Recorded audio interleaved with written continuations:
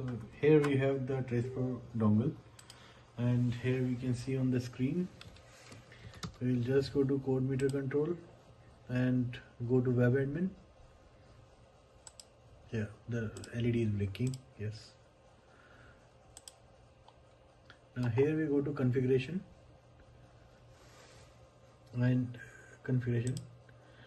and remove this automatic server search. Then add new server and input the name. Maybe we can go to dashboard and show the IP address first. You can check your IP address from the dashboard if it shows the right IP address or not. Yeah, so here it shows 192.168.1.33. okay, fine. Add, and the two systems are not on internet as of now. Here we just have to see if it shows okay. Now we can move to the next system. Now we come to the second system, which is our client system.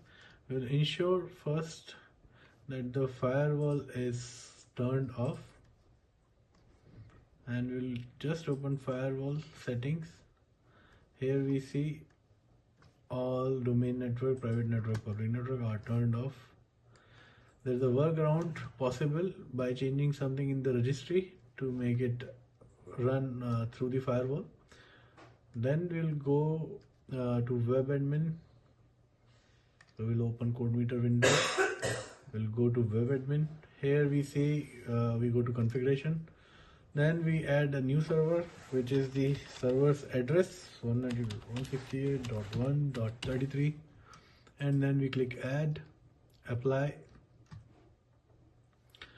Now after this, at the bottom we should be able to select the current server. The server should appear. Let it search.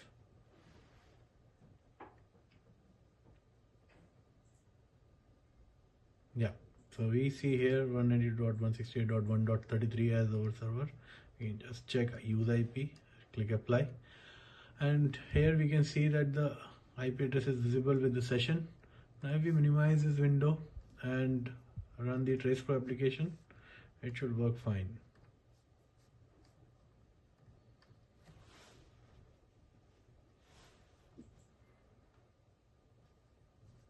We got the pop-up. Now yeah, Tracepro is running.